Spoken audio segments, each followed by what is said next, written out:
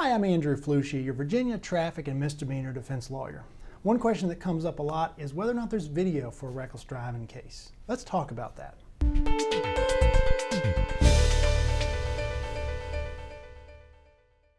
A lot of people are curious and they have a ticket if there's video of the offense so they can see what actually happened and see if maybe the officer's wrong about how things went down. Unfortunately, in most reckless driving cases, there's not going to be video of the stop.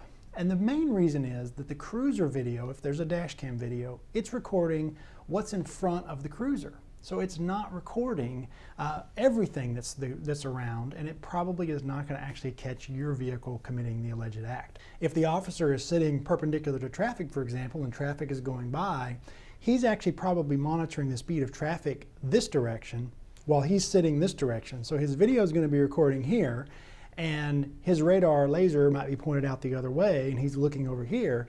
And so he could testify, allegedly, that you came up through traffic and going a high rate of speed, and his laser caught you at 83 in a 65 zone, for example. But his actual video would just maybe show your car go by.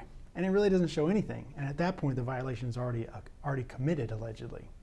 So if there is dash camera video, it probably is not going to be helpful in the average reckless driving by speed case. And of course, if it's a reckless driving accident case, a lot of times the accident occurs and then the trooper arrives. So video is not going to show the actual offense. The other issue, of course, is that not every cruiser has video. It's not required in any state that I'm aware of that cruisers are equipped with dash camera video. They routinely are equipped with it these days simply because videos are relatively inexpensive. It's good protection for the officer, it's good monitoring for the officer, for their department, and of course it can help prove cases. It also hurts their case sometimes, and it can help the defense sometimes.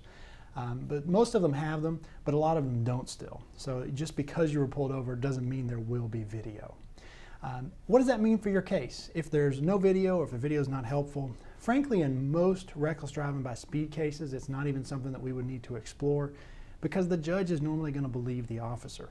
The real issues for the case are whether or not the officer can testify about your tracking history. He can testify, did he actually get a good read from his radar or laser? And the big issue is whether or not he's got his calibrations in order for his radar or laser, however he measured your speed. So video is simply not going to be an issue for most reckless driving by speed cases or even reckless driving in general. Now, it can be useful in some cases. I once had a reckless driving racing case where the officer was behind the alleged racers in traffic. They were all sitting at a light. I did watch the video in that case, and the video was very clear. It showed everybody took off when the light turned green, and the officer pulled two people over. The judge watched the video, and he's like, was that it?